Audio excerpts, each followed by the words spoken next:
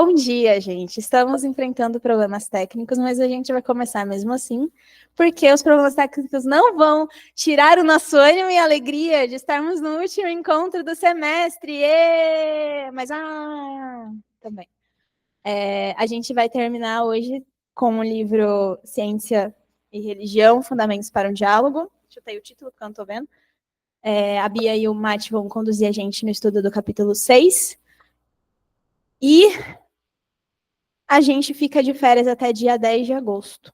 E voltamos com o estudo do livro, que a gente vai falar no final do encontro. Gerar um suspense. A gente pode começar mesmo? Vocês estão meio... Tá tudo bem? Já dá pra começar? Tá bom.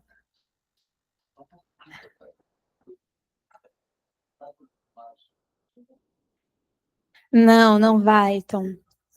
Não vai. Pra ver se eu venho.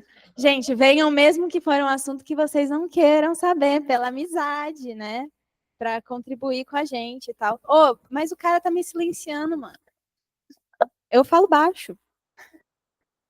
Tudo bem.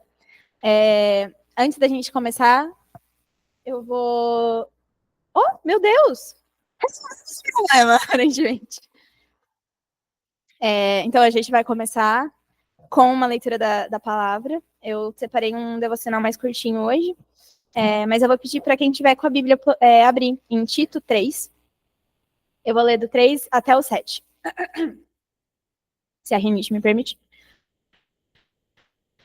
Pois nós também, outrora, éramos nécios, desobedientes, desgarrados, escravos de toda sorte de paixões e prazeres, vivendo em malícia e inveja, odiosos e odiando-nos uns aos outros.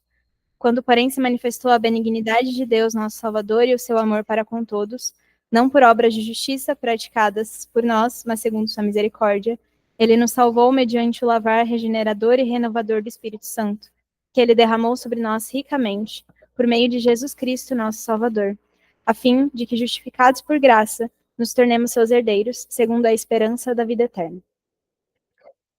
Esse trecho de Tito é muito importante para mim, porque quando eu cheguei na comunidade, cheguei na ABC2, cheguei na CEL, cheguei por meio da Marília, e ela me discipulou por um tempo.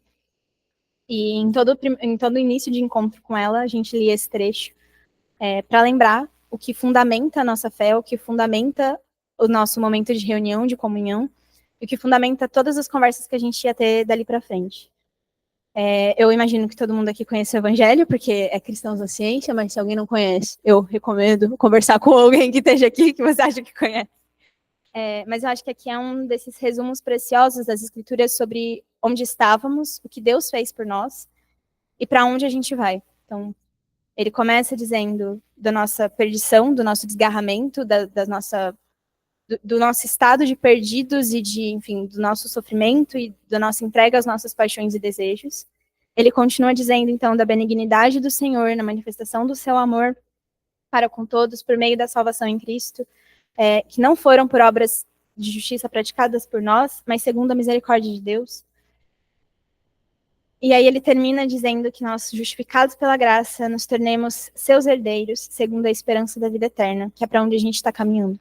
Então, que esse possa ser o fundamento da nossa conversa hoje e de todas as coisas que a gente pratica, e que a gente realmente possa se firmar nessa certeza de que nós estávamos em pecado, de que Deus enviou o seu Filho para nos salvar por sua graça, misericórdia e bondade, não por nada que a gente tenha feito. E agora a gente tem esperança na vida eterna e a gente pode aguardar com esperança, com paciência e com gratidão a Deus até a gente chegar no grande dia. Então, eu vou orar para a gente iniciar, e aí eu já passo para a Bia e para o Matheus. Pode ser? Gente, vocês podem dar uma pausadinha aí nas arrumações para a gente orar? Obrigada. Senhor Deus, muito obrigada, Pai. Obrigada por esse semestre que concluímos hoje. Obrigada por o Senhor ter estado conosco em todos esses momentos, em todas as nossas reuniões, nas formais e nas informais, e por o Senhor ter tratado dos nossos corações, acima de tudo, Pai, nesses tempos de conversa, de estudo.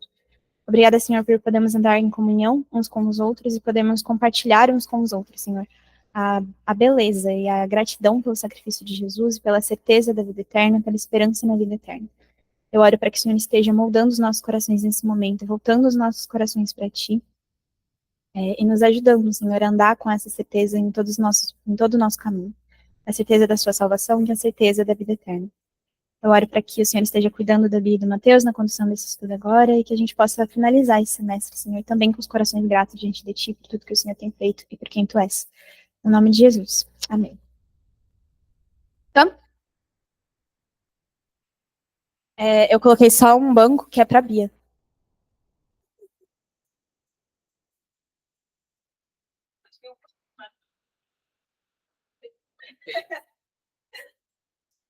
Gente, bom dia.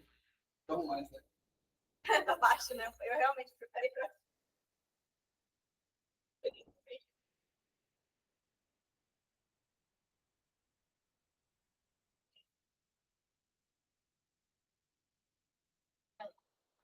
Não, a altura tá boa. É só pra ficar surdo.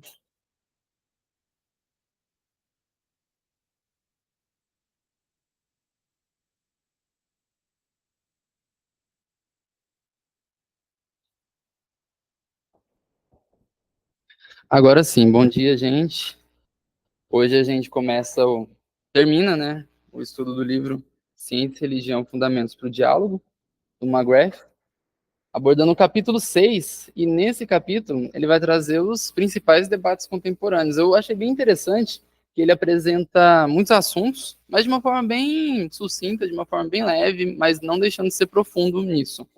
Ele tem essa habilidade, né, de trazer aí temas complexos de uma forma um tanto quanto fácil de entender, mas não deixando de lado a profundidade desses temas, né? Então, deixa eu ver se tá. Não passou. Acho que não tá passando ou eu apertei o botão errado? É, acho que sim, mas acho que não tá passando mesmo. Ah, passou. Uh, Rapidinho, peraí, qual que é o da luz? Esse daqui? Aí, rapidinho, como a gente chegou até aqui, a gente está aqui, ó, no capítulo 6, alguns debates contemporâneos, mas a gente passou por algumas reuniões, né? A gente abordou aí quase todos os capítulos do livro, né? A gente falou no comecinho ali nos capítulos 1 e 2 sobre os modelos de interação entre ciência e religião e alguns marcos históricos, desenvolvimento histórico dessa relação. E no capítulo 3, a gente mostrou, né, com vários pontos que o McGrath levantou, como que a filosofia da ciência ela pode iluminar a teologia, no sentido de trazer alguns insights para a religião. E depois, no capítulo 4, ele continua, né, esse amplo campo aqui, falando como que a filosofia da religião pode iluminar a ciência, ou até mesmo com a ciência, algumas provas da existência de Deus serem levantadas. Nesse capítulo 4, ele abordou as principais formas, né, daí de a gente provar a existência de Deus de uma maneira mais conforme, nos mesmos moldes aí da ciência, por assim dizer. E no capítulo 6, então, a gente chega aqui com alguns debates contemporâneos, né? Serão 9 amplos temas. Tem que clicar na apresentação. Tipo, peraí. Aí, boa. Serão 9 amplos temas, né? A gente vai tratar aqui, eu e a Beatriz, mas cada um deles ele passa de uma maneira sucinta, mas não deixando de lado a profundidade e a complexidade de cada um deles. Bom, então, para a gente começar aqui, o primeiro é a Opa, aí foi. Filosofia moral, né? Se as ciências naturais elas podem estabelecer valores morais.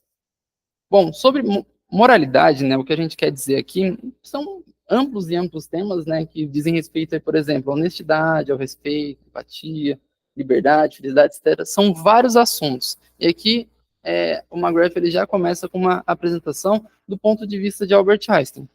Já fala que as ciências não podem criar objetivos morais. Já começa com essa afirmação de Einstein, e para ele, as ciências naturais não podem fornecer objetivos morais. Mas ela pode fornecer meios para alcançar esses objetivos. O que seriam isso? Alguma forma de auxiliar, algum auxílio, algum subsídio para alcançar os objetivos morais. Mas ela, por si mesma, não poderia estabelecer esses valores morais. Guarda essa afirmação de Einstein que ela vai ser importante. Para ele, as ciências não podem criar esses valores morais, mas ela pode trazer alguns meios para isso. E para dar esse exemplo, né, para ficar algo mais claro, ele começa apresentando essa definição que uma observação moral ela demora, ela é complexa, até chegar numa prescrição moral. Mas o que seria isso, né? Isso é bem exemplificado naquela lógica do é e do deve ser. Quando você observa algo, ele é. É aquela coisa, talvez um processo natural. Ele vai dar um exemplo disso nos próximos debates. Você observa aquilo pelo que ele é. Ok, existe, está ali, ele se apresenta de uma forma que ele é. Mas o que ele deveria ser? Será que ele é a mesma coisa do que ele é? Então, para esses conceitos meio subjetivos ficarem mais claros, o McGrath ele vai trazer dois exemplos, que é a própria evolução e a noção de bem-estar. Começando pelo primeiro. E aí a gente já vai ter uma frase do Thomas Huxley, ele é um grande, historicamente, um grande defensor do darwinismo, né? Alguém que fala aí a respeito, falou muito a respeito da teoria da evolução de Darwin, e para ele, né, para Thomas Huxley, a evolução pode nos ensinar como as tendências boas e más dos homens podem ter surgido ao longo do processo humano. Como que elas podem ter surgido. Mas elas, por si só, a teoria, ela é incompetente para nos dar uma boa razão para que o que chamamos de bem seja preferível ao que chamamos de mal, em vez do que tínhamos antes. Beleza. Para Thomas Huxley, a evolução ela pode ensinar como as tendências surgiram, como elas se desenvolveram, como começaram a ser entendidas ao longo aí do processo de evolução, mas ela é incompetente, ela é incapaz, ela não consegue nos dar uma boa razão para o que chamamos de bem seja de fato bem e aquilo que a gente chama de mal seja de fato mal. Essa prescrição moral não cabe, então, à teoria da evolução segundo Huxley. E ele defende um ponto interessante. Ele fala também que se a sociedade humana, se as culturas, se a própria humanidade chegarem a um colapso, em um momento aí de tensão extrema, um momento de crise extrema, ela vai regredir ao seu estágio primeiro. Ou seja, ele ia retornar a princípios aí não tão civilizados, por assim dizer, segundo Thomas Huxley. Essa é uma ideia que ele desenvolveu e essa é uma ideia que ele acredita. Tanto que isso exemplifica a afirmação dele. Mas há um contraponto, justamente um dos contrapontos é de Julian Huxley, que é neto desse cara aqui, Thomas Huxley. O neto dele, ele tem um pequeno contraponto ao vozinho. Imagina o café da tarde de domingo. Mas, enfim, ele fala que aquilo que deve ser, ela emerge do ser. Aquela lógica do é e do deve ser, para Julian Huxley, ela emerge, ou seja, de dentro de um sai um outro. Tipo aquelas bonequinhas que tem uma coisa dentro, sai outra, pá, pá, pá. Para Julian Huxley, o que deve ser, que passa a ser uma prescrição moral, ela emerge do ser, que seria uma observação moral daquilo que é. O contraponto dele é interessante. O que ele quer dizer com tudo isso é que alguns instintos morais, algumas coisas que as pessoas tendem a levar como moralidade, elas emergem do contato social daquilo que elas observam no redor e aos outros. Só que isso traz uma pequena pergunta, né? Se esses ideais morais, eles são herdados de uma reflexão do passado. Se você olha para trás, você olha para uma situação, você reflete sobre ela, você chega a conclusões morais. Para Julian Huxley, sim, mas para outros pensadores, não. Então, o McGrath ele é bem honesto, né, em apresentar vários pontos de vista. Richard Alexander vai falar que a análise evolutiva pode nos dizer muito sobre a nossa história e os sistemas de leis e normas existentes, e também sobre como alcançar quaisquer objetivos consideráveis desejáveis. Beleza. Mas não tem essencialmente nada a dizer sobre quais objetivos são desejáveis ou sobre as direções nos quais leis e normas devem ser modificadas no futuro. Aqui ele conclui esse primeiro exemplo mostrando que é uma relação extremamente complexa. Ela pode fornecer alguma coisa. Ela pode nos mostrar como que, ao longo da história, vários preceitos morais foram desenvolvidos, mas ela não tem essencialmente nada a dizer sobre quais objetivos morais são desejáveis, ou sobre quais leis, ou sobre quais princípios a gente pode chegar à conclusão com base numa análise evolutiva. Contudo, isso é uma relação extremamente complexa, segundo Richard Alexander.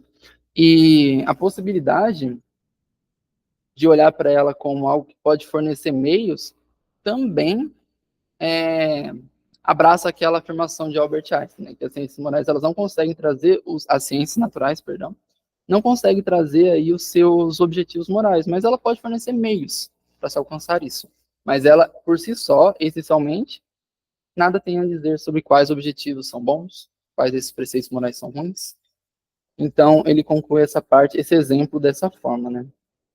O segundo que ele trata é a respeito do bem-estar, mas aí ele vai falar de ciência e ética com base no pensamento desse carinha aqui, Sam Harris. E para ele acredita que a ciência ela é sim capaz de definir, de determinar e definir valores morais. Voltando ali à afirmação de Albert Einstein, ele defendia que a perspectiva ciência ela é informativa, né? Mas para Sam Harris, ela pode sim determinar, ela pode ser aqui determinista, por assim dizer, a definir esses valores morais. Sam Harris, ele levanta 3 argumentos principais para defender o seu ponto de vista. Primeiro, ele fala que a melhoria do bem-estar e a identificação de princípios de comportamento permitem isso. Ou seja, quando se olha para a ciência, ela consegue trazer algumas coisas que podem moldar o bem-estar, identificando princípios de comportamento que permitem isso. Ou seja, ela observa princípios de comportamento que são bons e podem contribuir para a melhoria do bem-estar. A ciência faz isso. Então, a ciência ela também tem conhecimento, de fato, sobre o que promove ou prejudica o bem-estar. Sam Harris conclui, então, que a ciência ela deve determinar o que é objetivamente moral, porque ela tem a capacidade de analisar o que promove ou prejudica o bem-estar e ela pode fornecer algum tipo de melhoria de bem-estar, segundo Sam Harris. Então, ele conclui que sim, a ciência ela é capaz de definir e determinar valores morais. Só que é um contraponto bem grande que existe para Harris, bem grande mesmo. Alistair McGrath começa dizendo que essa hipótese do Harris, ela não é testada e ela não pode, ela é inerentemente não testável. E como que você vai analisar empiricamente algo que pode ali trazer um benefício para uma sociedade inteira ou para um indivíduo sozinho? Isso é uma suposição metafísica sem evidência, não é uma conclusão científica. Ou seja, quando você observa isso, você não consegue colocar num tubo de ensaio, por exemplo, ou analisar de uma forma empírica para que se alcance uma conclusão nos moldes das ciências naturais. Então, os contrapontos que existem a Sam Harris, eles são extremamente grandes. Outro ponto que ele levanta é que existe uma necessidade de diferenciar julgamento de valor e fatos. Julgamento de valor são esses preceitos morais que a gente começou ali falando um pouquinho, honestidade, respeito, felicidade e tal. Como que você vai colocar isso como um fato absoluto que você consegue avaliar empiricamente ou que você consegue testar? Outro contraponto a Harris é essa diferença, essa necessidade que você precisa diferenciar aquilo que é, então, um preceito moral daquilo que é um fato empírico que você pode ser testado. Outro ponto bem interessante é que a proposta de Sam Harris ela está dentro de uma cultura que o pessoal chama de word, estranho, né? Ficou bem caricato essa sigla. Significa em inglês, né? Aí eu vou falar traduzido já, é a cultura ocidental, educada, industrializada, rica e democrática. Ou seja, a cultura que Harris está inserido influencia ele totalmente a fazer essa afirmação de que as ciências naturais podem definir e determinar preceitos morais, a moralidade em si. Essa é uma afirmação que está mergulhada num fator cultural muito grande, que é da própria cultura de Sam Harris. Se ele fosse de outra cultura, talvez ele não chegaria a mesmas conclusões, né? E um outro ponto que o McGrath apresenta é que essa maximização do bem-estar, fazendo com que a ciência possa determiná-lo, caracteriza um utilitarismo. Caracteriza um utilitarismo muito grande. E tudo aquilo que existe vai ser avaliado pelo que ela pode fornecer. Então, se ela vai ser avaliada pelo que pode fornecer, com uma análise aí no campo das ciências, isso se caracteriza um utilitarismo muito grande, com a maximização aí do bem-estar. Whitney Kaufman conclui, então, que a visão de Sam Harris torna o termo bem-estar tão completamente vazio que não temos mais nenhuma teoria moral. Além disso, também vai precisar de uma teoria para nos dizer o que constitui bem-estar e de que maneira valores morais, como justiça, felicidade e tantos outros, devem ser avaliados com relação a outros. a conclusão de Whitney e Kaufman é um dos contrapontos também à própria visão de Sam Harris para falar que, olha, do seu ponto de vista, ele mergulha em vários contrapontos que são quase insustentáveis diante de todos os outros. E conclui, então, o McGrath conclui esse primeiro debate, que essa abordagem ela representa uma forma de cientificismo, que busca estender o escopo da ciência através de uma trivialização retórica da autoridade moral e de suas alternativas culturais, como a filosofia e a religião. Ou seja, essa abordagem do Harris e essa afirmação de que sim, olha, as ciências naturais elas podem determinar e definir valores morais, caracteriza um tipo de cientificismo, tentando aí estender o domínio, estender os territórios da ciência para além de outros campos e fazer com que eles fiquem triviais, como com sua autoridade moral, tentando aí invadir outros territórios de conhecimento, como a filosofia e a religião. Então, esse primeiro debate conclui que, olha, não, as ciências naturais não podem determinar, não podem definir, não podem estabelecer valores morais. O segundo é sobre filosofia da ciência e se a realidade ela está limitada ao que as ciências podem revelar. Eu achei esse segundo aqui bem interessante.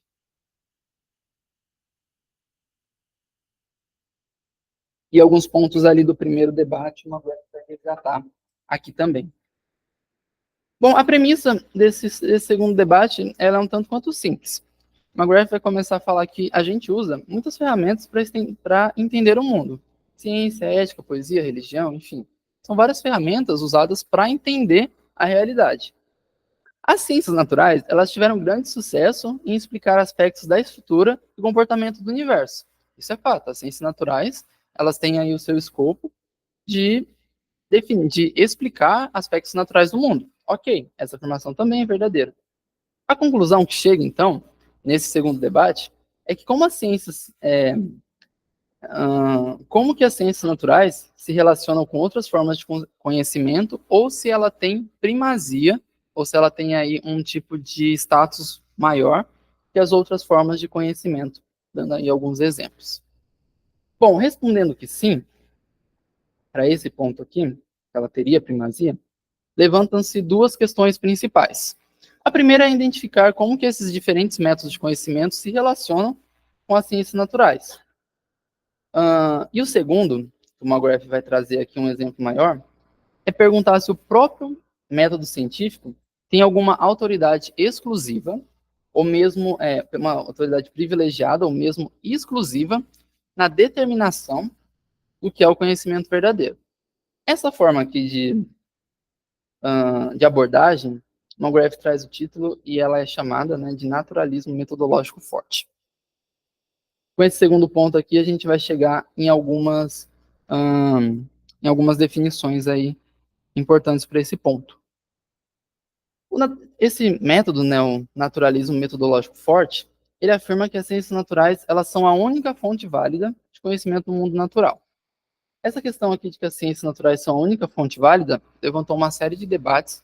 E para esse cara aqui, Massimo Pigliucci, não sei como bem fala esse nome, mas esse ponto aqui de que as ciências naturais são a única fonte válida de conhecimento do mundo natural levantou uma série de debates, principalmente no ponto de vista desse cara, dizendo novamente que isso é um tipo de cientificismo, configurando claramente uma atitude totalizante, considera a ciência como padrão e arbítrio final de todas as questões, buscando aí novamente estender a definição e o escopo da ciência para abranger todos os aspectos do conhecimento. Novamente, aquela ilusão de um território sendo conquistado pela ciência que não é necessariamente dele naquele momento. Bom, uma definição clara de cientificismo é levantado por esse camarada aqui, Alex Rosenberg. Para ele, a ciência ela fornece todas as verdades significativas sobre a realidade.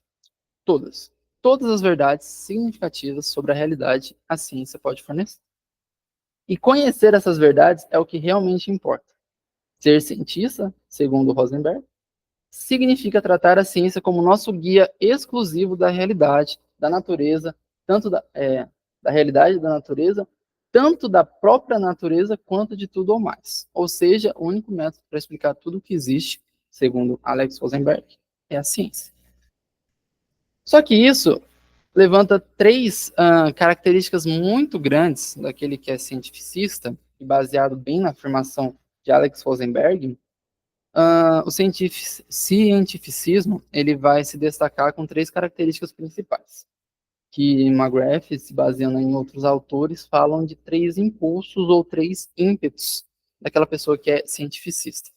O primeiro é um ímpeto imperialista, ou seja, é uma compulsão de estender os conceitos, métodos, práticas da investigação científica para todas as áreas da realidade, onde a sua abordagem, onde a sua competência é, na melhor das hipóteses, inapropriada.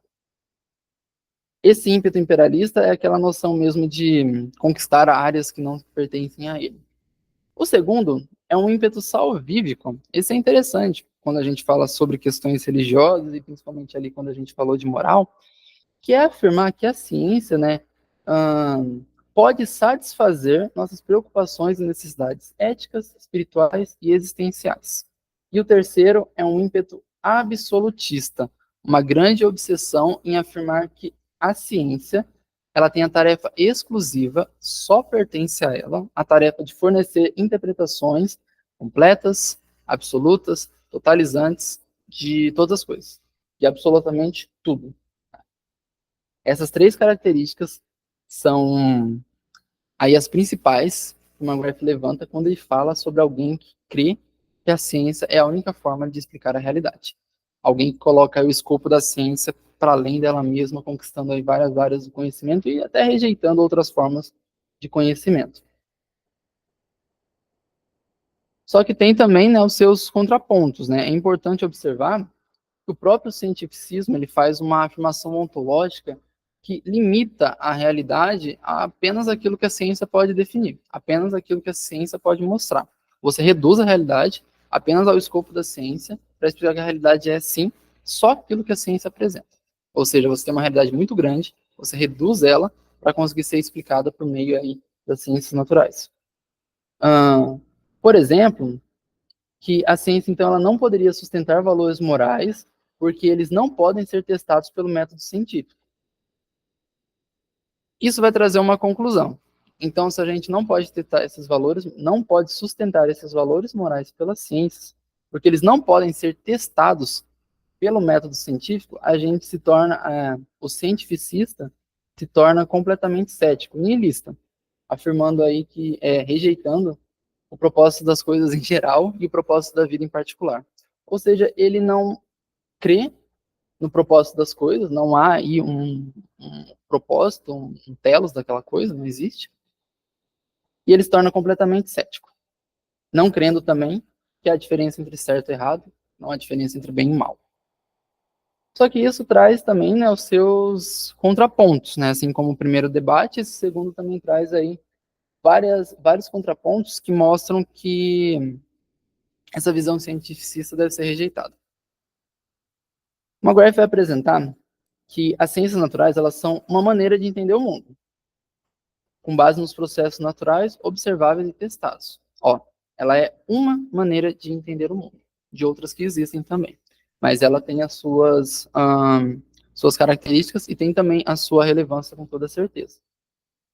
As ciências naturais, elas são caracterizadas pelo naturalismo metodológico. Não é aquele naturalismo metodológico forte que tenta estender o escopo da ciência para todas as áreas. Não. Mas é um naturalismo metodológico que é uma tentativa aí de identificar padrões na natureza, o que nós chamamos aí de leis da natureza. As ciências naturais, elas têm esse objetivo. E isso não exclui outros métodos de pesquisa, como investigação da realidade. Outras abordagens também têm a sua relevância, também têm as suas características e também têm a sua forma de explicar a realidade, como a filosofia, a própria teologia, a religião.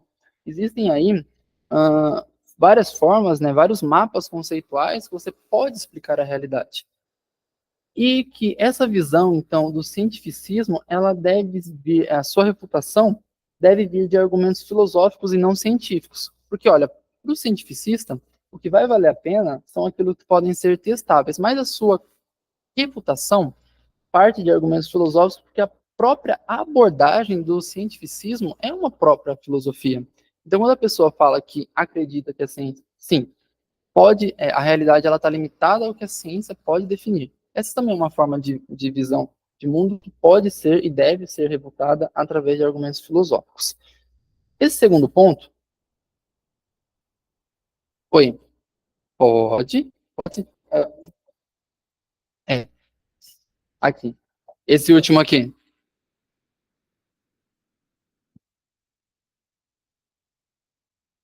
Esse último contraponto aí, sua reputação deve vir de argumentos filosóficos e não científicos, é muito bem explicado pelo Lewis no livro Milagres. Boa. Então, acho que vale a pena, quem tiver interesse nisso, em consultar esse livro. Obrigado, Tom. Esse contraponto aqui dá para ser bem avaliado. Sim. Qual que é o nome do autor mesmo? Ah. Certo, acho que a gente conhece. Acho que ele é conhecido. Se não for.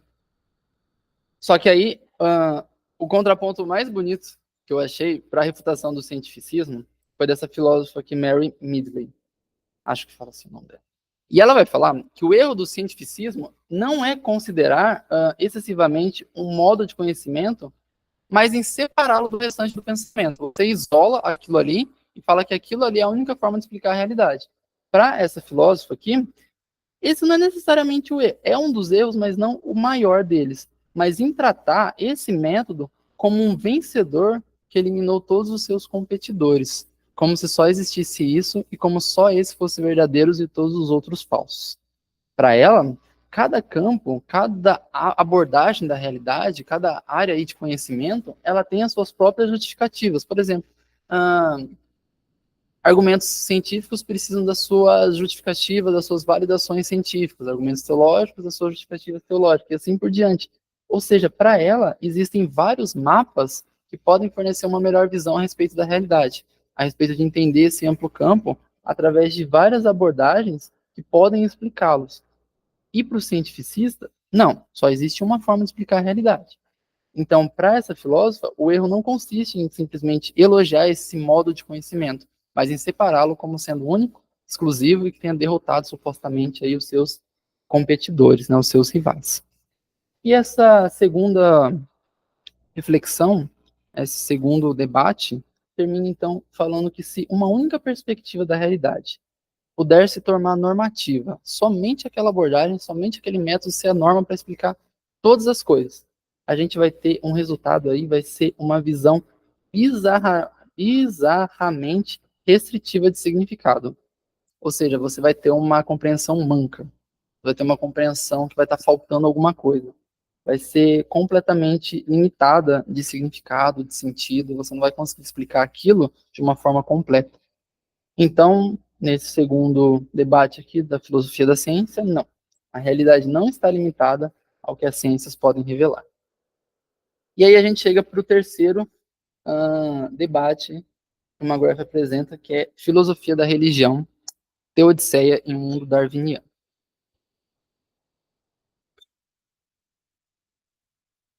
Bom, sobre teodiceia, o que ele quer trazer aqui, né, a definição disso, é tratar da justificação ou da explicação para a existência do mal, do sofrimento, da dor em um mundo criado por Deus. Isso levanta aí várias questões que a gente até abordou aqui quando a gente falou do livro A Origem, das visões cristãs sobre criação, evolução e design inteligente.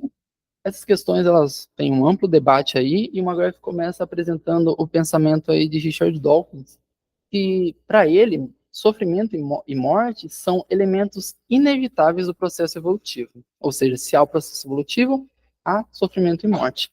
Só que para outros cientistas, o sofrimento provoca dificuldades para suas formas de pensar sobre o mundo. Provoca dificuldades para a forma que Dawkins pensa sobre o mundo, né, que são elementos aí inevitáveis do processo evolutivo. E dessa abordagem surgem então dessa dificuldade surgem duas narrativas principais, que é o que o McGrath vai focar nesse debate, nesse ponto aqui sobre filosofia da religião, né, sobre teodiceia e evolução. As duas narrativas que surgem, a primeira é aquela narrativa de progresso, tentando aí alcançar o máximo progresso possível, e essa questão do sofrimento, essa questão da dor, essa questão do mal, gera um tipo de incômodo com a aparente incapacidade dos seres humanos de eliminar o sofrimento. E esse ponto, ele é ainda mais agravado quando você pensa que o desenvolvimento da tecnologia, o desenvolvimento da própria ciência, pode criar algumas coisas que agravaram de forma deliberada dor e sofrimento, como na Napalm, aquela bomba inflamável, incendiária, e outras tecnologias mais. Então, quando você pensa nessa primeira narrativa, a questão do sofrimento, a questão da dor, a questão do mal, gera um incômodo para eles, porque eles pensam que, olha, há uma incapacidade dos seres humanos de eliminar o sofrimento. E mais do que isso, o desenvolvimento e progresso, entre aspas, né, com novas tecnologias, desenvolveram de forma deliberada tecnologias criadas para gerador, como bombas, por exemplo. Só que isso também gera uma questão aí para a própria narrativa cristã, que, querendo ou não, todas essas formas, elas vão experimentar, no ponto de vista cristão, algum tipo de desconforto a respeito da presença do mal, a respeito da presença do sofrimento no mundo. Por exemplo, essa questão levanta a dúvida que, se Deus é bom e perfeito, certamente a criação ela deveria ser melhor do que ela é. Esse é um debate que se levanta quando a gente fala a respeito aí da questão do mal numa narrativa cristã. Bom, o próprio Charles Darwin vai afirmar que ele não reconhece, que ele não consegue ver tão claramente quanto outras pessoas evidências de um design de benevolência por todos os lados. Parece que para ele, para Darwin, existem muitas misérias no mundo. Ele conclui, então, que ele não consegue se convencer de que um Deus benévolo e onipotente teria criado planejamento. Ele dá exemplo dessa vespa que, para se desenvolver, coloca ovos dentro de um outro animal, de um outro ser vivo, com a intenção expressa de que ela, a vespa, eu não vou nem falar esse nome aqui, a Bia da biologia, né? Uau! Do que parece. Não, não, para quem é da área. Ele fala que ele não consegue se convencer disso, dando um exemplo dessa vespa que ela tem aí, Deus tem criado de forma planejada esse inseto com a intenção expressa de que ele se alimente dentro de outros corpos vivos, como lagartas, ou também outro exemplo aí de um gato brincando com um rato. E acho que aí é mais fácil de falar gato e rato, e da gente imaginar o gato que fica brincando com o rato até ele morrer e nem se alimenta dele depois. Então, existem aí uma questão de sofrimento, alguma questão aí presente na natureza. E Darwin observou quando levantou aí os seus dados biológicos. Um outro ponto dessa filósofa aqui, filósofa da ciência, Bethany, outro sobrenome meio difícil, Solederer, não sei, ela fala então que os seres humanos, esse é um ponto importante de se levantar, os seres humanos eles não se envolveram de maneira alguma com esse sofrimento. Darwin ali tinha dado exemplo de alguns animais, e a Bethany Solederer, ela apresenta então que os seres humanos eles não se envolveram com esse tipo de sofrimento, pois o sofrimento gratuito que observamos no mundo natural antecede a existência humana em centenas de bilhões de anos. Esse é um ponto que tem que se levar em mente quando a gente está falando então dessa questão do sofrimento, da dor, que os seres humanos acabaram não se envolvendo de maneira histórica com esse sofrimento aí, que se levanta quando a gente fala então de Teodiceia. Bom, mas o ponto aqui é que Darwin enfatizou um problema existente ao ressaltar, então, a existência aí do sofrimento ao longo da história evolutiva. Beleza, a questão da Teodiceia, então, que é essa proposta de explicação, da justificação da existência do mal, do sofrimento, da dor, em um mundo criado por Deus, tornou-se cada vez mais importante. Essa abordagem cristã a respeito da dor, do sofrimento, se tornou, então, um ponto bem importante para ser levantado, para ser debatido. E uma abordagem muito interessante que o McGrath apresenta aqui, e ele já fecha nisso aqui também, é apresentado por esse teólogo Christopher Southgate, não é parente do técnico da seleção inglesa, que também chama Southgate. que é baseada no texto ali de Romanos 8, quando fala que a criação geme e sofre, né, aguardando aí a manifestação dos filhos de Deus. Ele desenvolve uma perspectiva cristã através do ato redentor de Cristo na cruz, e que isso fornece aí uma reflexão teologicamente mais saudável. Bom, antes de chegar no ponto aí do Southgate, tem um pequeno alerta que o McGrath fala que a gente precisa levar em consideração. É importante tentar evitar esse debate nas questões ali de mal natural, visto que ele explica, né, por quê? Visto que o julgamento de que qualquer processo natural é mal é insustentável do ponto de vista evolutivo, porque essa avaliação moral não se baseia em critérios morais, mas na imposição de uma perspectiva moral humana. Ele vai dar um exemplo aqui de que o deslocamento das placas tectônicas, né, o terremoto, considerando ele como mal, ele vem diante da nossa percepção humana ou da nossa perspectiva moral humana.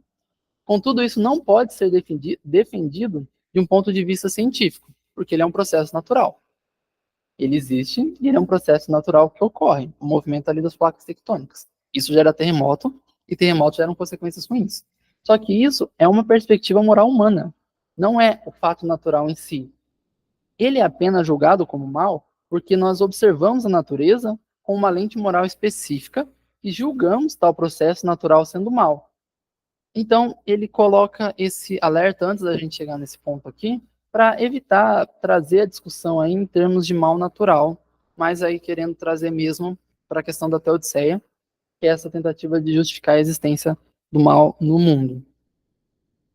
Bom, a abordagem de Southgate para o problema do mal se baseia em 5 pontos. Eu achei esses pontos bem interessantes, e ele começa o primeiro dele falando que dor, sofrimento e morte, dor, morte e extinção, são consequências inevitáveis para uma criação que está evoluindo de acordo com os princípios darwinianos.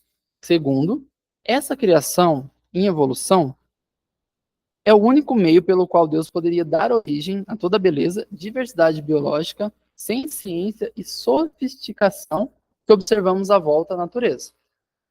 Para ele, acho que eu perdi a luzinha. Aqui, achei de volta.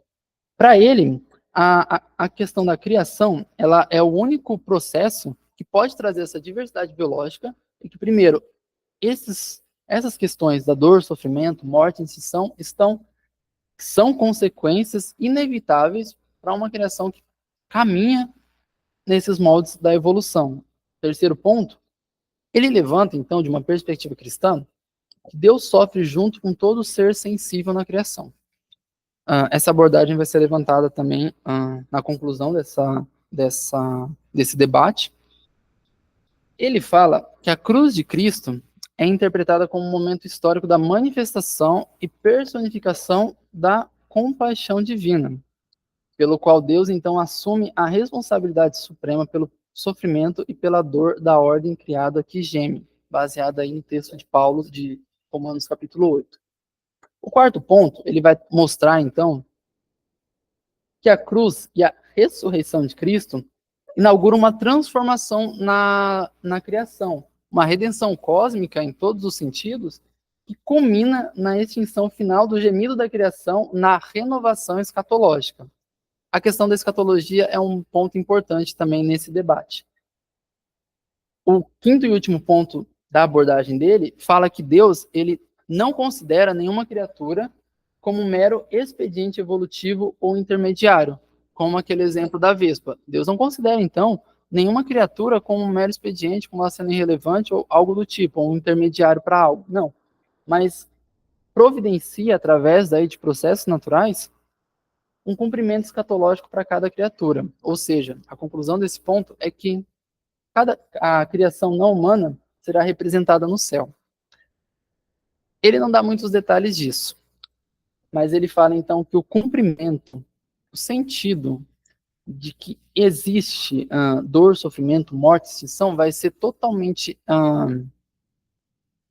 como eu posso dizer, ele vai ser evitado, ele vai trazer então sentido último para isso quando a gente passa a abordar uma questão escatológica, olhando então que a criação não humana ela seria representada na nova criação. Novamente, essa filósofa, né, ela traz aí um ponto interessante. Para ela, Deus não projetou a vespa parasita para pôr ovos dentro de um hospedeiro vivo, mas o amor de Deus criou um campo aberto de possibilidades em que essa vespa teria liberdade para desenvolver essa técnica de sobrevivência ao buscar seus desejos. É um ponto meio assim que você olha e pensa que se a, a questão aí, do amor está presente para buscar a própria sobrevivência de um animal, beleza. Mas isso depende, então, de outros no caso. Só que a intenção, a conclusão dessa visão aqui, dessa afirmação da Bethany Soledger, é que a intenção de Deus não é o mal ou o sofrimento, mas tornar possíveis novas e melhores formas de existência. A gente pode olhar para isso e se sentir pouco satisfeito. Pelo menos foi o que eu olhei quando eu concluí isso. Eu me senti muito pouco satisfeito com essa afirmação. Só que existem outros pontos. 3 questões, 3 reflexões cristãs que me deram um pouco mais de satisfeito quando a gente fala a respeito disso. Que é então que Deus sofre dentro da ordem criada. E isso é uma afirmação muito encontrada, acho que no livro A Cruz de Cristo, ou A Cruz e a Morte, de Jürgen Moltmann, que faleceu esse ano, inclusive, poucos meses atrás. Que Deus sofre dentro da ordem criada. Então, Deus seria vulnerável à criação em amor, o que significa que ele sofre junto com a criação, que ele não que ele não se torna apático de maneira alguma com o sofrimento da criação e que a redenção em sentido cósmico traz sentido a isso. O segundo ponto é que para esse mundo gerar a diversidade biológica, é preciso haver dor, sofrimento e morte, que é o ponto de vista da Beth, amiga dessa filósofa. Ela diz que não podemos sugerir que os desvalores, me perdoem o português, mas está no texto também essa palavra, que sejam justificáveis pelos valores, não sejam justificados pelos valores que ele cria para esse processo atual, que é o ponto de vista dela, que eu falei que eu fui pouco satisfeito com isso. E o terceiro é bem interessante e também encontra alguns argumentos aí em mais autores, e essa questão do próprio universo, de toda a questão do sofrimento, tudo isso deve ser visto numa perspectiva escatológica, visando a consumação e a transformação final de todas as coisas. Me dei um pouco mais de satisfeito por isso, mas é uma questão muito ampla, que cabe em um debate longo a respeito disso. Mas a conclusão do tema é que o McGrath traz que nós podemos olhar para o mundo através de 3 lentes, que vê as trevas, que vê o sofrimento, a morte, a dor, à luz da glória da criação, da glória da cruz e da glória da redenção escatológica. Ele vai trazer uma afirmação do próprio Christopher Southgate, que levantou aquelas 5 abordagens. Eu gostei bastante. Fala assim: as 3 glórias formam um tríptico com uma perspectiva escatológica.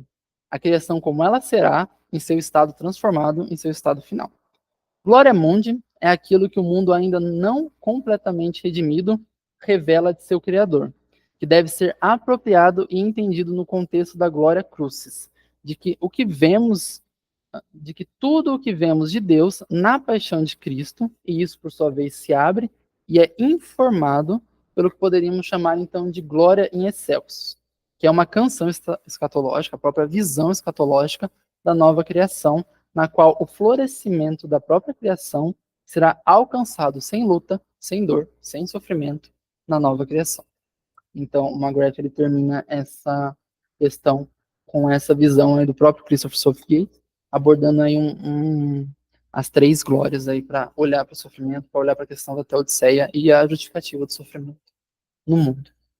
O quarto e último ponto que eu vou trazer, e depois eu passo já para a Beatriz, vai ser a questão do transhumanismo, da imagem de Deus, da identidade humana a partir de tudo isso.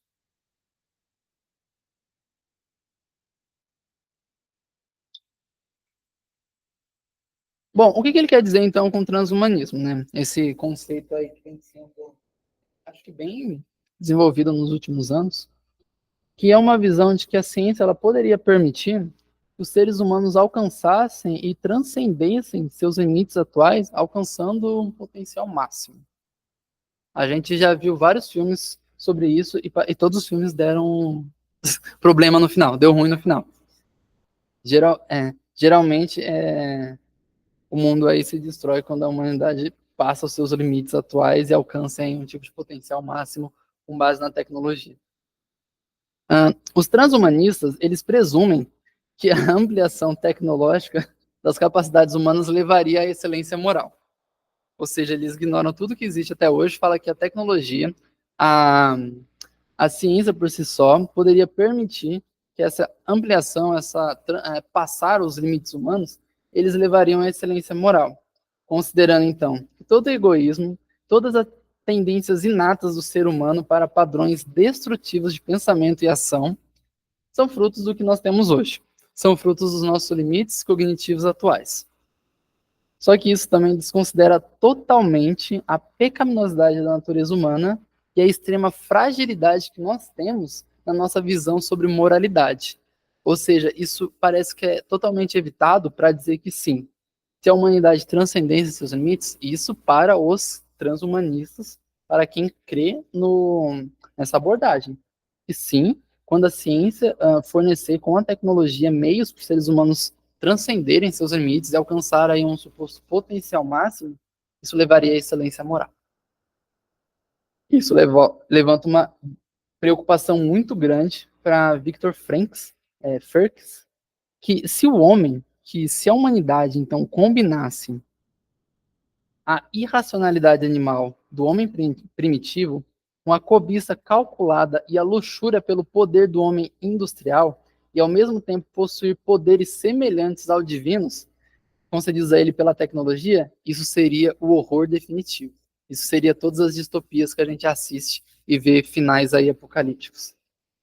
Só que isso traz aí, então, uma questão muito grande quando a gente fala de imagem de Deus. O que isso quer dizer e o que seria afetada a própria imagem de Deus no ser humano através do transhumanismo, dessa mudança aí dos próprios limites humanos.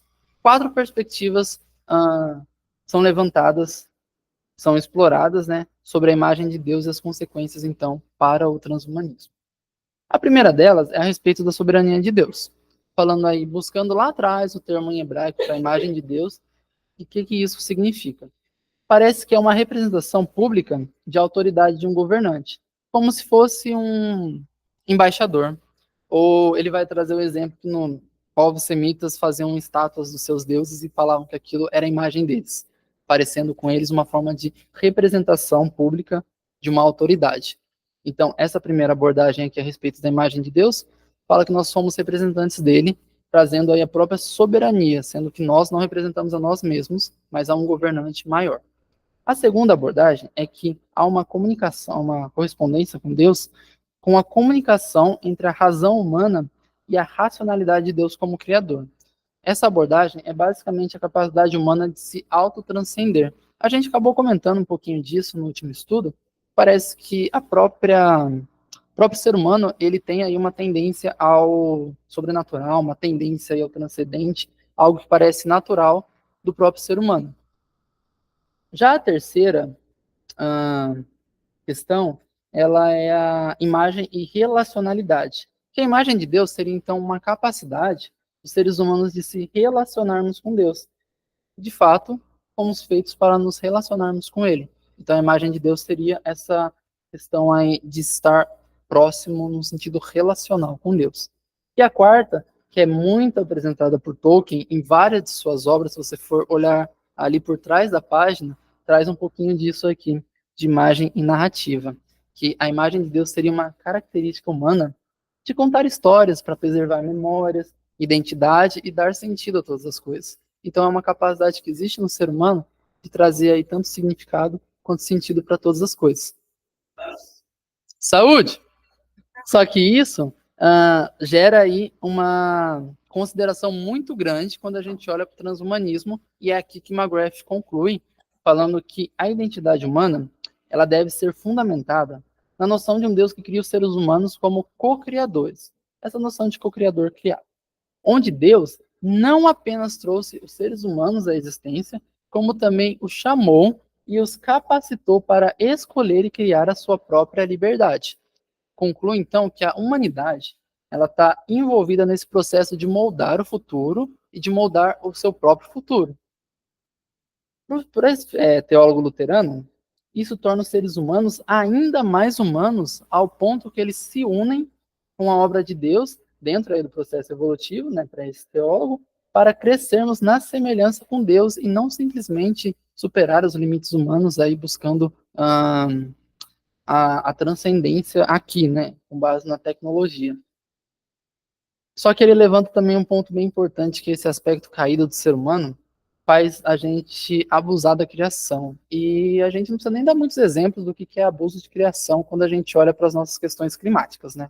Então esse ponto aí é extremamente considerável, extremamente importante quando a gente olha para a própria natureza. Só que isso, consequentemente, né, o aspecto caído do ser humano, impacta sobre as nossas próprias capacidades de definir o que é moral e os nossos objetos de aspiração, aonde a gente quer chegar. Essa proposta ela é muito influenciada, a nossa busca é muito influenciada pelo aspecto caído do ser humano. Então, os processos criativos humanos, eles nem sempre estarão alinhados com os propósitos de Deus. Então, quando a gente olha para a tecnologia, ele conclui nesse ponto aqui, falando que a capacidade humana de criatividade é um aspecto da imagem de Deus. Beleza, fomos criados com essa característica única da criatividade humana e como co-criadores, sendo envolvidos tanto no chamado como co-criadores, como também o chamado para viver uma vida de acordo com os propósitos de Deus. Então, à medida que esses aspectos são revelados e incorporados em Cristo, a gente se torna mais semelhante ainda com Deus. E isso, portanto, conclui que a humanidade ela se move em direção ao futuro. Ela se desenvolve, ela cresce, ela alcança um desenvolvimento tecnológico, sim. Só que isso, né, usando aí a criatividade e a tecnologia para melhorar a criação e a condição humana, isso tem que ser feito mantendo o ser humano humano. McGrath conclui, então, que mesmo que a gente faça, que a humanidade caminhe usando aí a criatividade, usando a tecnologia, tudo isso deve ser feito permanecendo humano, mantendo as suas características e buscando cada vez mais ter esses aspectos de como co-criadores e esse aspecto de viver tanto de acordo com os propósitos de Deus sendo revelados cada vez mais à medida que nos conhecemos e estamos cada vez mais próximos de Cristo. Então, essa abordagem do transhumanismo ela é concluída nesse ponto. E aí, então, a gente entra no quinto debate com a Beatriz.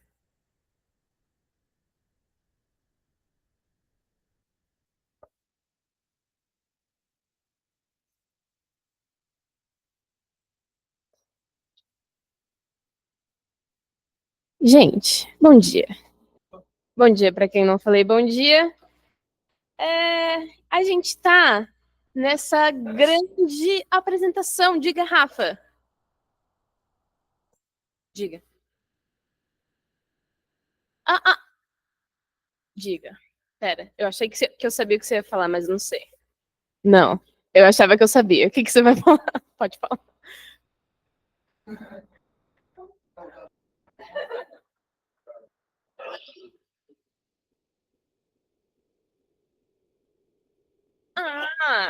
Muito bem. Bom, o primeiro ponto é, evidentemente, a gente não vai conseguir falar sobre tudo, gente. Eu já recalculei toda a rota enquanto vocês estavam aí pensando em filosofia, meu Deus. Eu já recalculei tudo. Vamos retomar. Na verdade, é o seguinte. Nesse capítulo, o McGrath propõe debates contemporâneos na interface entre ciência e religião, onde a ciência e a religião podem entrar em atrito hoje em dia. Quais pontos de conflito ou de debate são esses? A gente falou bastante sobre filosofia e sobre temas muito específicos da filosofia da ciência, filosofia da religião, que são áreas de estudo mais específicas mesmo. Eu acho que poucos de nós aqui já tivemos contato previamente com isso. Mas agora a gente fala sobre áreas mais amplas do conhecimento que a gente já teve pelo menos algum contato na escola. Mas antes da gente entrar, e de fato não vamos entrar em tudo, eu queria só saber de qual área vocês são.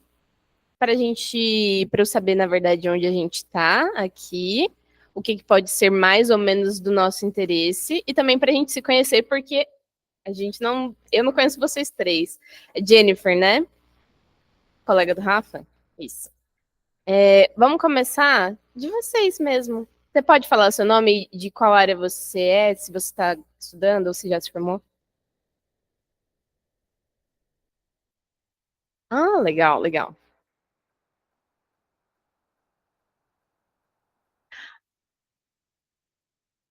Ah, que bacana, legal, legal. Área. Tá bom, também é algo bem específico. Rafa? Eu sou Rafa. E trabalha com estatística mesmo, né? Mate, quer? Ah, sim, bom ponto. O Gabriel? Ah, eu achava que você era da computação. Hum. Ah, o Matheus tá terminando elétrica também. Tom, Rayane, sim. Anderson, você quer se apresentar? Engenheiro clínico? Ah, legal. E a Amanda, ela fez ciências sociais, gente. Ela é a primeira socióloga que eu conheço. Eu.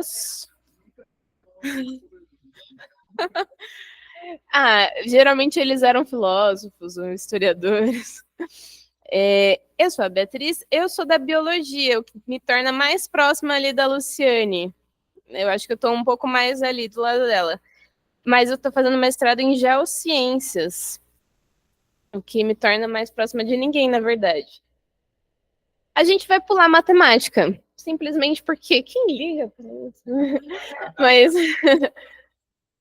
mas tem essa frase do Albert Einstein que eu acho muito interessante, que era toda essa discussão do tópico da matemática, que é a coisa mais incompreensível do universo é que ele é compreensível. O que o Alistair McGrath e os outros autores que ele traz discutem é por que a gente consegue descrever a nossa realidade tão bem com a matemática? Isso não é meio, sei lá, extraordinário de certa forma? Essa é a discussão, a gente vai passar. Tem muitas citações, tem matemáticos famosos, e a gente vai para física. Eu acho que esse é um tópico que talvez a gente se tenha um tempinho a mais para se debruçar, que é pensar sobre o nosso universo mesmo e por que parece que tudo funciona tão bem em termos físicos e cosmológicos para que a vida exista. Acho que alguém pode se perguntar assim, nossa, é tão bom eu viver num planeta que tem a temperatura ideal para mim. Eu gosto de frio, e hoje aqui em Campinas está um pouquinho mais gelado, embora eu já esteja com calor. Mas eu também consigo aguentar um calor, e aqui em Campinas também às vezes faz 40 graus, como fez ano passado, e a gente consegue viver bem, e isso não é extraordinário? Se a gente estivesse lá em Marte, a temperatura seria diferente. Em Vênus, a gente não conseguiria sobreviver porque é muito quente. Bom, essa discussão a gente chama de princípio antrópico, que surgiu aí num artigo que foi publicado no final dos anos 70 na Nature, que diz que, basicamente, as características do nosso universo são determinadas por algumas constantes físicas. Daí a gente vai pensar em constantes mais da microfísica. Assim. Mas vários aspectos do nosso universo, alguns dos quais parecem ser pré-requisitos para a evolução de qualquer forma de vida, dependem dessas constantes, que são aparentemente coincidências. Se as constantes fossem um pouquinho diferentes, esses valores um pouquinho maiores ou um pouquinho menores, a vida como a gente conhece provavelmente não existiria. Então, a expressão princípio antrópico é, em geral, empregada para designar o notável grau de ajuste fino observado na ordem natural. Esse ajuste fino é como parece que tudo se encaixa tão bem para que a vida exista. E para esse físico americano aqui, Paul Davies, a notável convergência de certas constantes fundamentais é carregada de sentido religioso. Ele tem essa visão, alguns vão pensar diferente, a gente vai chegar nesse ponto. Mas então, alguns exemplos. Quais constantes a gente está falando? O que mudaria e como que isso poderia afetar a vida baseada em carbono aqui no planeta Terra? Então, algumas constantes, que é a constante do acoplamento forte. O Pedro não está aqui, senão ele explicaria. Eu procurei no Google, mas a questão é que essa constante é basicamente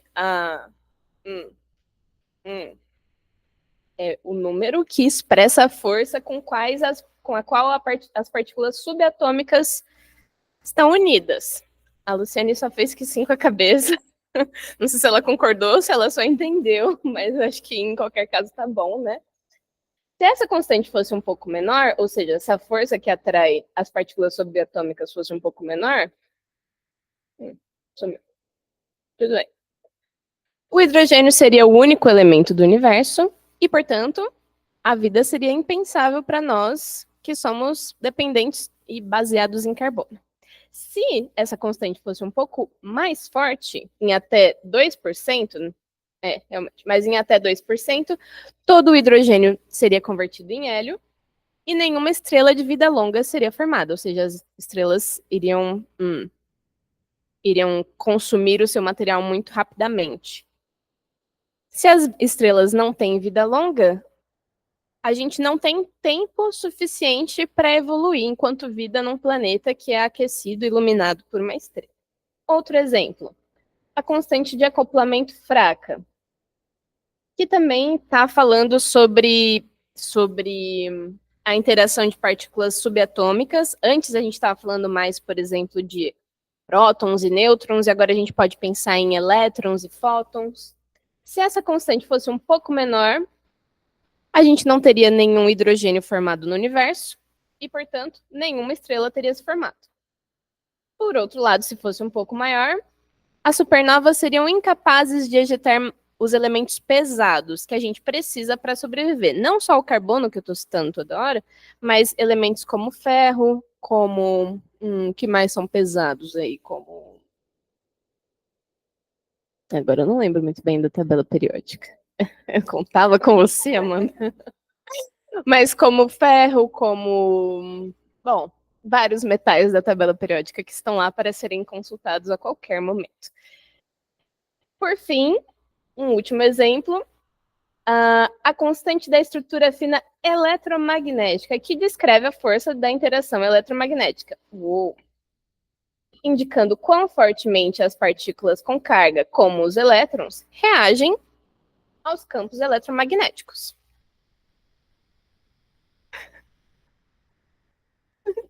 Eu só ouvi, gente. Bom, se essa constante fosse um pouco maior, as estrelas não seriam quentes o suficiente para aquecer os planetas e sustentar a vida, né, da forma como a gente conhece. E, por outro lado, se essa constante fosse menor, as estrelas teriam queimado muito rapidamente para permitir que a vida evoluísse, como num exemplo posterior eu também citei. Aqui um ponto importante. Em nenhum momento a gente está falando de se as constantes do universo fossem um pouquinho maiores ou menores, a vida não seria possível. O que a gente está falando é que a vida como a gente conhece, nesses padrões aqui, e que só existe na Terra, pelo menos até o momento, não seria possível se esses valores fossem diferentes. Então é exatamente esse tipo de vida que a gente está falando. Bom, isso então prova a existência de Deus? Não, não prova. Parece que tudo no nosso universo vai se encaminhando para que a vida exista. Claro, isso é um argumento de design, isso é uma prova de que Deus existe? Não.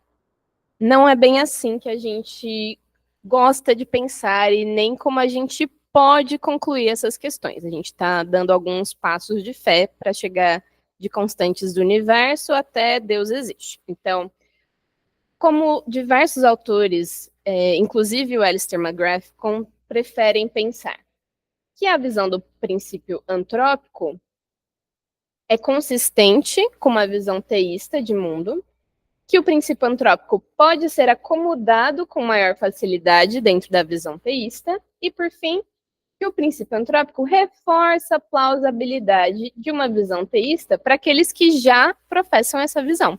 Então, para nós que professamos uma fé, talvez conhecer o argumento do princípio antrópico seja, de certa forma, reconfortante e tenha até um valor apologético quando a gente vai em alguma discussão. Mas dificilmente se aproxima de uma prova da existência de Deus.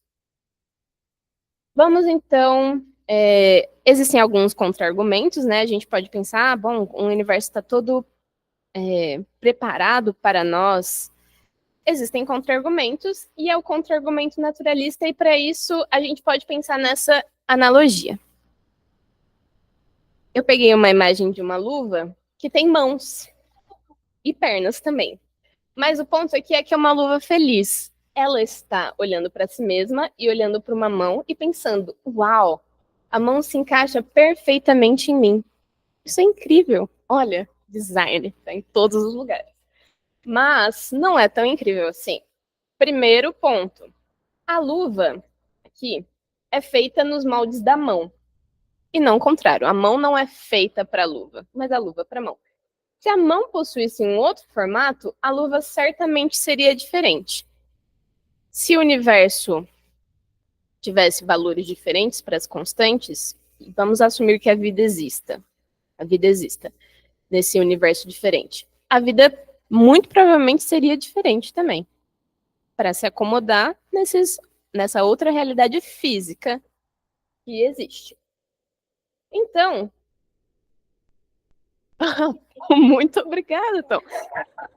Eles são verdes, por exemplo. Por qual motivo ainda não sabemos. Tudo vai fazer sentido eventualmente. Mas o encaixe perfeito só se dá porque a luva vem à existência depois da mão. A gente só pode considerar o universo perfeito pra gente porque a gente já tá aqui nesse universo vivendo, né? A gente não poderia nem chegar nessa conclusão se a gente não estivesse aqui. Então, claro, é perfeito. Estamos aqui, tá ótimo, né? Essa é a analogia. Deu para pegar o princípio?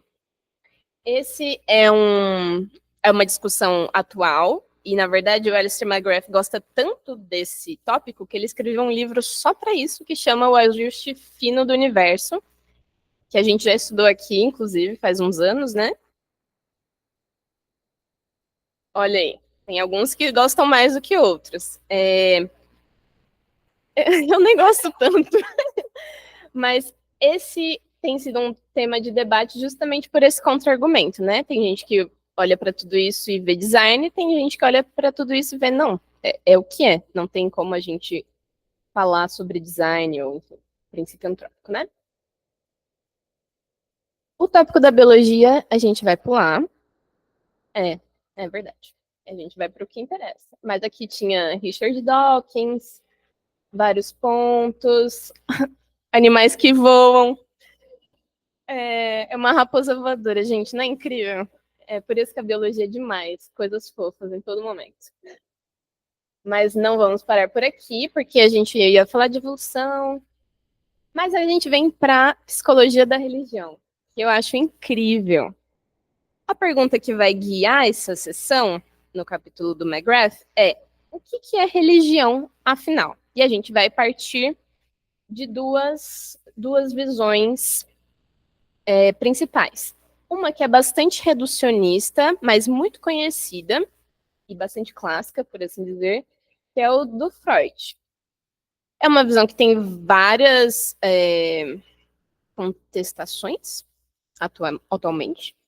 Já foi muito contestada, já foi muito debatida, e de certa forma já foi abandonada por escolas mais recentes, mas ainda assim é uma visão que traz muita importância e que tem muita relevância para a conversa. e também a visão do William James, que é um pouco mais abrangente, um pouco mais íntegra, e que tenta fugir do que a gente chama de reducionismo explicativo. No último encontro, 2 semanas atrás, eu comentei para vocês que eu fiz licenciatura, e no curso de licenciatura a gente faz uma cadeira que chama Psicologia e Educação, né? Eu acho que é esse.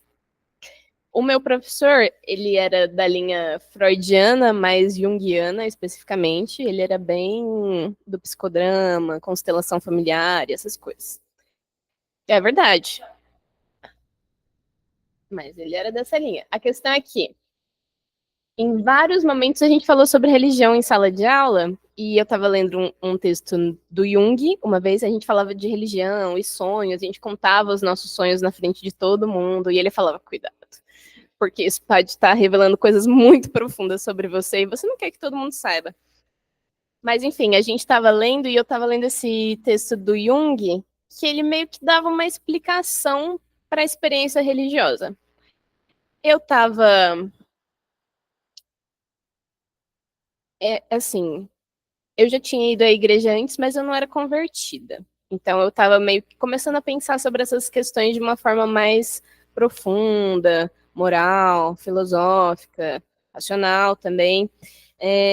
Estava começando a pensar sobre isso, e daí vi a explicação do Jung para experiência religiosa. E daí eu terminei de ler o parágrafo falando assim, então tá bom, não tem religião, na verdade. São todos mecanismos psicológicos no meu cérebro, não tem experiência psicológica, experiência religiosa verdadeira. É tudo psicologia, é tudo criação da minha mente, e daí a gente fazia várias dinâmicas em sala de aula para meio que corroborar esse meu pensamento. Coisas do tipo, coloca lá essa pergunta no fundo da sua cabeça. A primeira coisa que você pensar é a resposta verdadeira para sua pergunta. A gente fez isso em sala de aula. E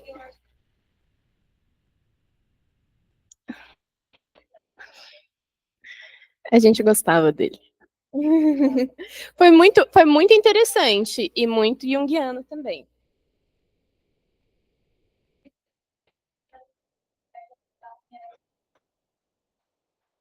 A minha pergunta nesse experimento nessa dinâmica foi, Deus existe? Essa foi a minha pergunta. Eu não vou contar o que eu pensei. Mas essa foi a minha pergunta. Enfim, quando eu vi aquela explicação para o fenômeno religioso, eu pensei, bom, tá explicado, não tem nada de místico, vida que segue. Tchau. Tchau, ideia de Deus e ideia de religião. Mas a gente quer fugir desse reducionismo. Aqui a gente tem 4 características da experiência religiosa que esse teórico aqui, William James, propõe, e é o que ele considera nessa visão dele, que é um pouco mais abrangente, do que caracteriza a experiência religiosa. Eu acho que a gente pode se identificar com algumas, ou talvez todos esses pontos, né? A primeira delas é inefabilidade. É muito difícil descrever a nossa experiência pessoal ou coletiva em palavras, fazendo jus à experiência mesmo. Às vezes a gente não só faltam palavras, mas parece que mesmo as palavras que a gente conhece, que poderiam descrever bem, não fazem jus a tudo o que a experiência engloba. O segundo é a qualidade noética, que aqui noético tem a ver com pensamento, e não com Noé. Me explicaram isso e é muito, muito pertinente, né? A nossa experiência religiosa, e daí eu acho que a gente pode pensar nas nossas experiências individuais mesmo. Se lembrem aí de experiências que vocês tiveram. Tem autoridade cognitiva. Elas vão trazer insights ou revelações, e esses conhecimentos de verdades profundas vão se manter na nossa mente e no nosso coração ao longo do tempo. A gente dá valor para aquilo e dá autoridade para aquilo também. Então, a gente não trata só, algo que eu vi ou algo que eu ouvi, senti, achei, que pensei, mas já me distanciei, nem lembro mais. A gente confere um grau de autoridade significativo para isso.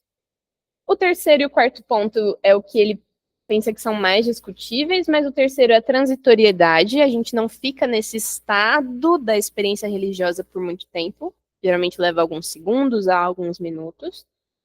E por fim, a passividade, em que a gente não é um agente ativo na situação, mas que a gente se sente conduzido, levado. É como aquela experiência de eu nunca diria isso para mim mesma, eu nunca teria esse pensamento. Isso com certeza vem de fora para mim. Esse é William James. Aqui. Então, embora as pesquisas dele e foram feitas a partir da revisão da literatura e também em entrevistas, né, os testemunhos pessoais dos indivíduos que ele entrevistou, embora essas pesquisas não contem com o rigor analítico que a gente esperaria hoje em dia, dois princípios fundamentais a respeito das experiências religiosas ou experiências com Deus, o divino, merecem destaque. E eu acho que aqui também é muito interessante a gente pensar sobre esses princípios. O primeiro é que as experiências religiosas são transformadoras, levando à regeneração, renovação de indivíduos, e é aquele discurso mesmo de como a minha vida é nova mesmo. Eu era uma pessoa, hoje eu sou outra. Eu tinha um entendimento, hoje eu tenho outro. Ou às vezes algo mais no sentido de como uma energia interna. Eu estava muito abalado, eu estava muito oprimido pelas situações externas, mas essa experiência me dá renovo, me dá força para seguir com esperança, com segurança também. E o segundo ponto é que qualquer tentativa de codificar ou formular as experiências deixará de fazer justiça a elas, que é também um dos pontos que a gente comentou anteriormente.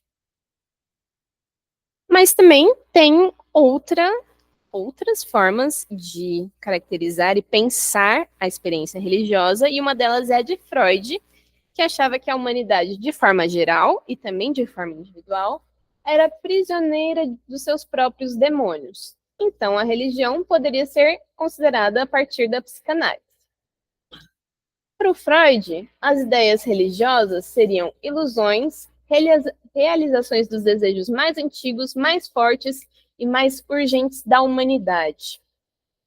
E daí ele vai falar, então, da origem da religião no desenvolvimento da humanidade mesmo, dos seres humanos, mas também da origem da religião no caso de um indivíduo.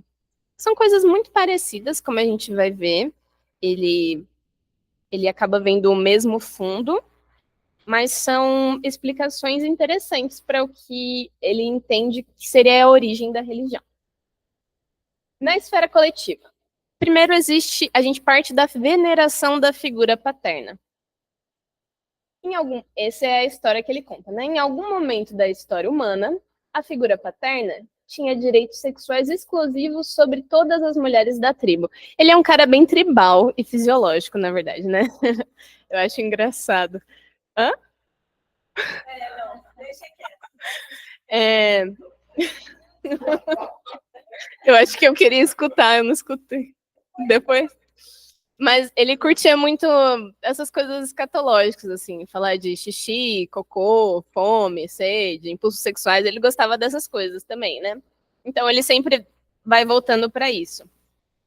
Então tem essa veneração da figura paterna, que tinha esse direito sexual sobre as mulheres da tribo, e os filhos ali, os que não eram pai na tribo, eles ficam com ciúmes, eles não acham justo, eles não acham certo, complexo de Édipo neles, e parricídio. Vão assassinar o pai. O Tom tá só rindo. Vão assassinar o pai para que, então, as mulheres da tribo possam se relacionar com eles, né? Vão quebrar essa autoridade ali do pai. Só que eles se sentem culpados. Poxa, era uma figura viril, era uma figura exemplar para nós, e agora a gente assassinou o pai. Então a gente tem esse sentimento e carrega, né, enquanto humanidade, esse sentimento de culpa. Estamos culpados por isso. E a gente sente essa necessidade constante de expiação, purificação, expiação. Eu já falei expiação, né? Que ele aproxima de uma neurose obsessiva que ele via nos pacientes dele. A questão dos rituais de purificação no judaísmo, por exemplo, essa narrativa, né, da limpeza, ele vê essas coisas muito interligadas, que seria uma forma de a gente lavar a nossa culpa pelo assassinato primeiro aqui desse pai, pai no tempo zero, pai primordial. Eu acho que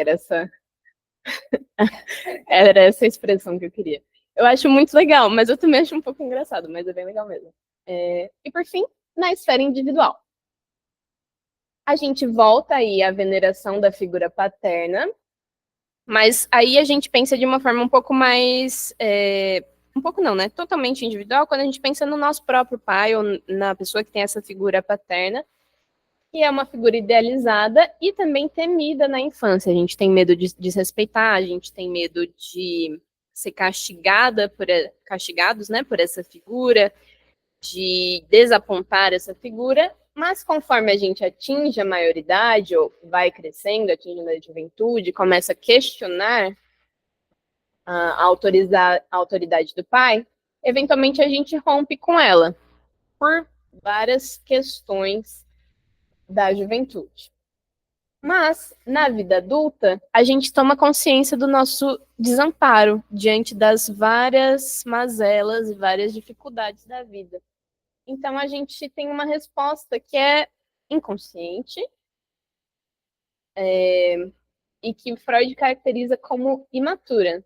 A gente se apega à religião com esse discurso aqui, né? Meu pai vai me proteger, ele está no controle. Projetando a figura do pai da infância na ideia do Deus pessoal.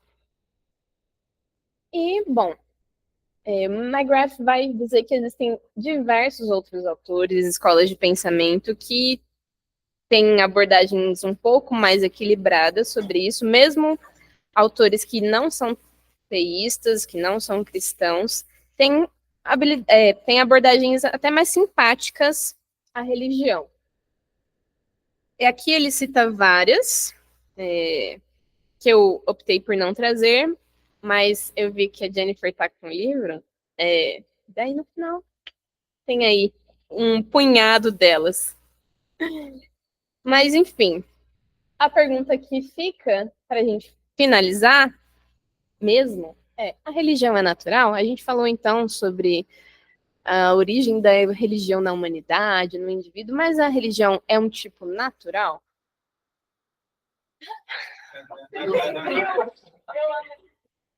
É muito bom. Eu assisti ontem de noite para me motivar. Tem um trecho dessa última sessão que eu literalmente fiz uma chave e coloquei, entendi nada.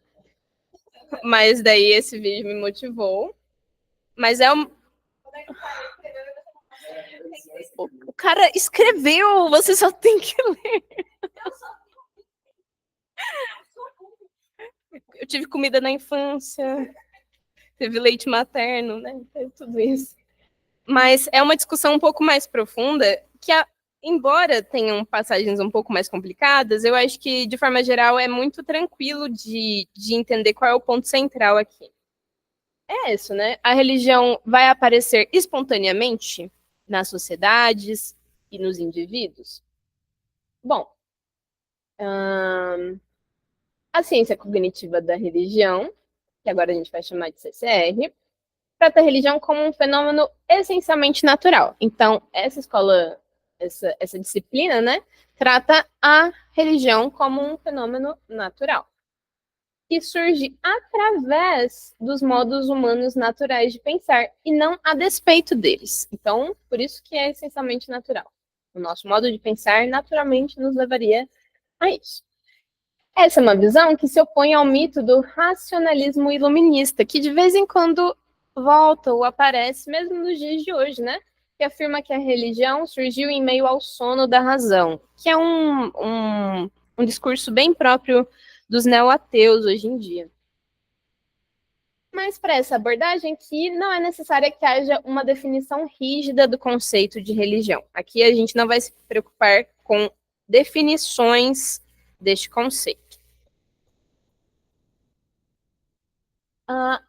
O conceito de tipo natural ou espécie natural é bastante discutido no livro do Peter Harrison, que a gente também já leu, né?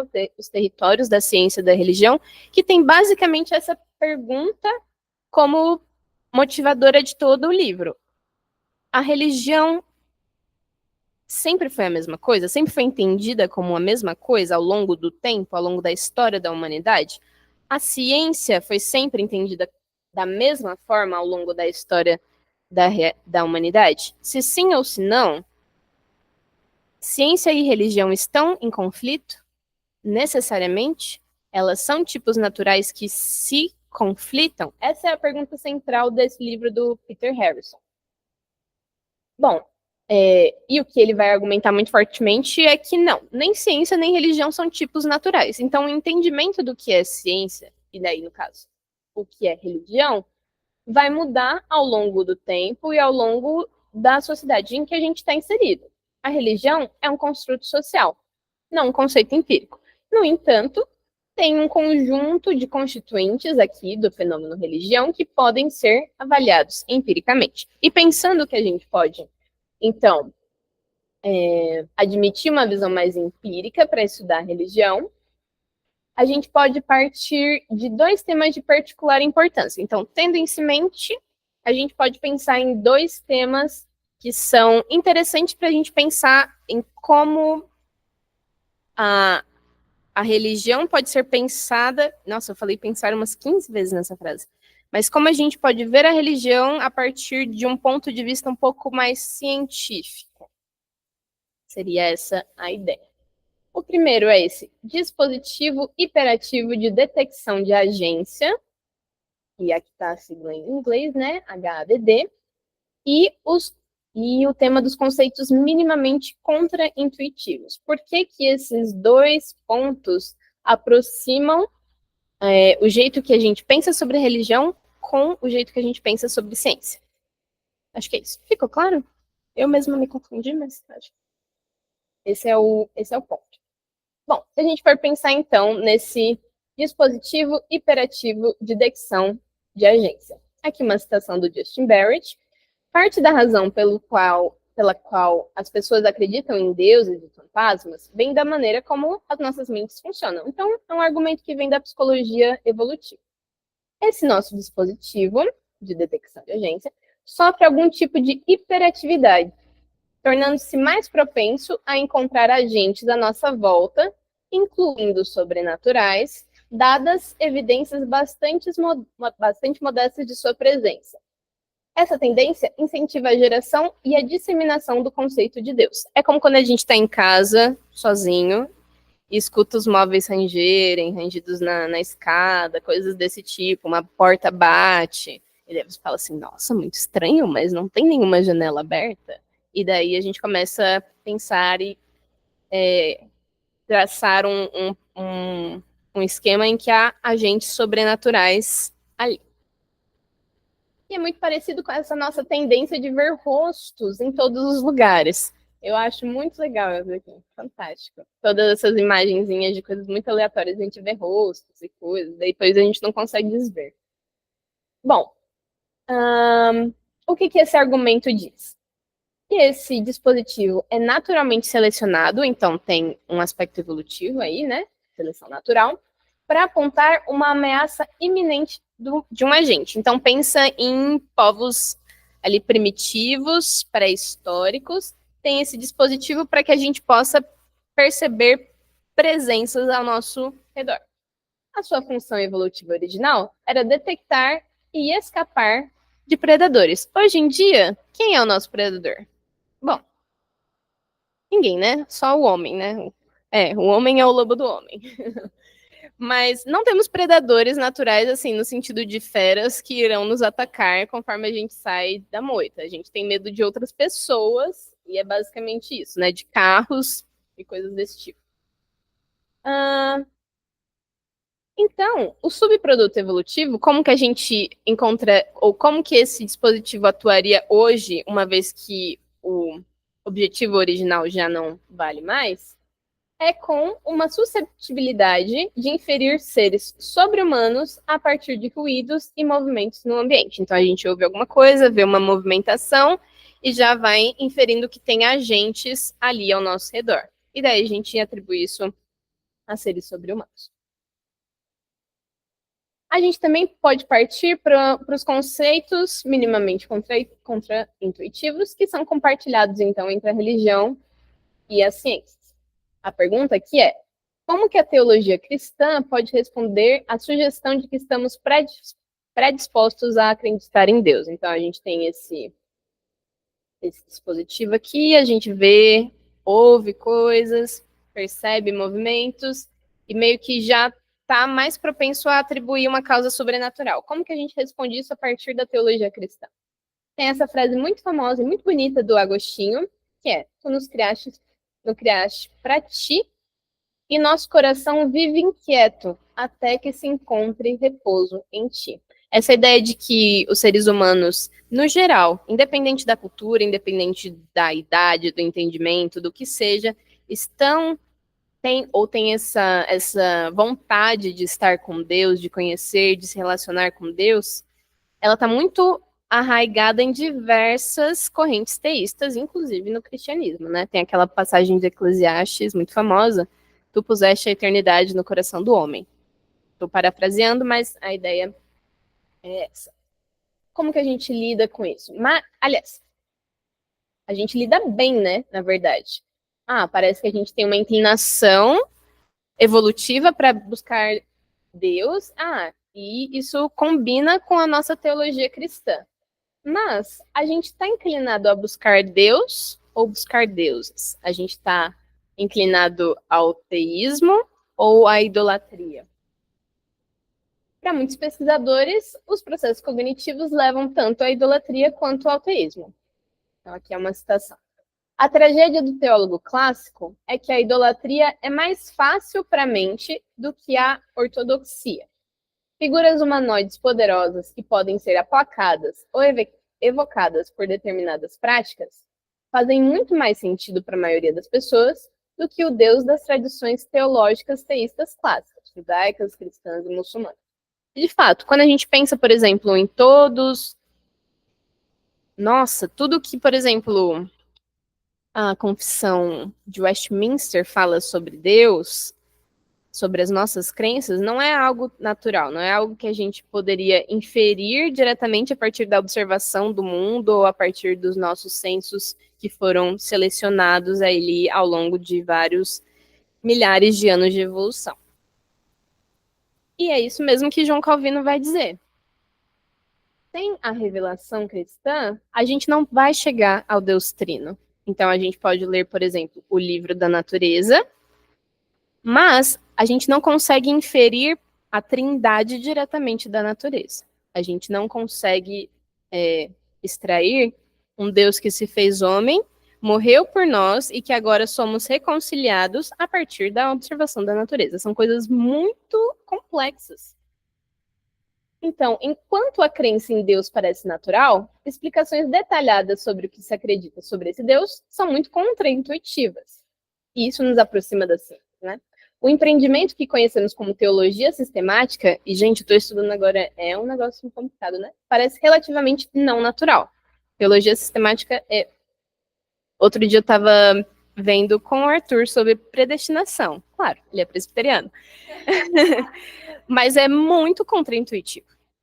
Não tem nada enfim, não tem nada na natureza que nos aponte para isso. E coisas desse tipo. E tem aqui o Robert Macaulay. Ele é pioneiro da ciência cognitiva da religião e escreveu um livro muito interessante que chama Por que a religião é natural e a ciência não? Então, ele vai apontar justamente que nas ciências a gente tem que várias vezes ir contra os nossos instintos, ir naquele pensamento que é bastante contraintuitivo, ou que não se revela como o nosso bom senso chegaria, né? Então, a gente chega em resultados que não partem do nosso bom senso.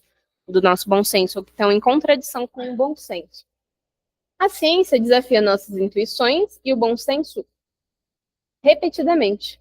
Com o triunfo de novas teorias, cientistas e às vezes até o público amplo precisa reajustar o seu pensamento.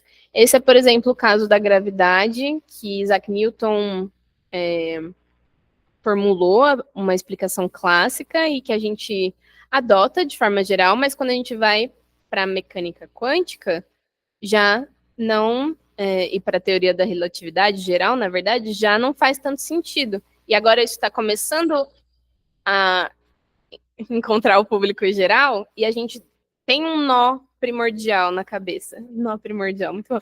Um nó na cabeça num primeiro momento, porque isso é contraintuitivo. Não, a gente precisa aprender uma nova forma de pensar a respeito daquilo para fazer sentido. Então é isso, né? Ao sugerir que as ciências naturais não são naturais, não subentende-se que são erradas. Se afirma que elas exigem o desenvolvimento de certas maneiras de pensar que não são autoevidentemente verdadeiras. E muitas vezes parecem ir contra a experiência cotidiana do senso comum. Eu dou aula em cursinho e a gente fala muito sobre evolução, né? Porque eu dou aula de biologia, a gente fala muito sobre evolução e como que o pensamento evolutivo deve nortear a gente sempre que a gente está pensando em como responder uma pergunta do vestibular. Ah, mas isso faz sentido evolutivo? E é muito mais fácil, e os estudantes geralmente recorrem primeiro ao pensamento lamarckista, que é pensar, essa característica surge porque o bicho precisa dela, e ele vai forçando até que essa característica seja trabalhada e exacerbada. Mas daí o pensamento evolutivo vai na contracorrente disso. Diz que não, a característica já estava lá, o ambiente é que mudou e a característica foi selecionada. Então isso é contraintuitivo, a gente tem que trabalhar isso várias vezes. Ahá! Obrigada. Não tá. Gente, esse foi o último estudo do livro. É uma leitura bastante de filosofia e bastante filosofia. Foi muito bacana para mim poder ler aqui com o grupo, né? A gente tinha lido uma vez, mas a gente leu esse livro faz o quê? Uns 2 anos, né, Matheus? Faz 2 ou 3 anos e agora relendo, eu vi o quanto eu pude entender. A primeira vez foi só caos, confusão e gritaria dentro da minha mente. Dessa vez eu achei muito mais proveitoso, mas a gente faz isso aqui no grupo de forma constante também. Esse ano a gente estudou o livro A Origem, que a gente já tinha estudado em 2019, mas foi muito legal revisitar e poder trazer as discussões com entendimentos mais maduros, mais fortalecidos, com novas questões, novas respostas. Então, muito obrigada. E Jennifer, Luciane e Davidson chegaram no último estudo, né, gente? Que isso? Eu acho que deve ter sido um pouco difícil acompanhar toda a discussão, mas espero que tenha sido proveitosa. E agora a gente geralmente abre... a gente abre um momentinho para perguntas, mas a gente não tem tempo. A gente tem 5 minutos. Então, primeiramente, parabéns, Bia e Matheus, aplausos. Obrigada.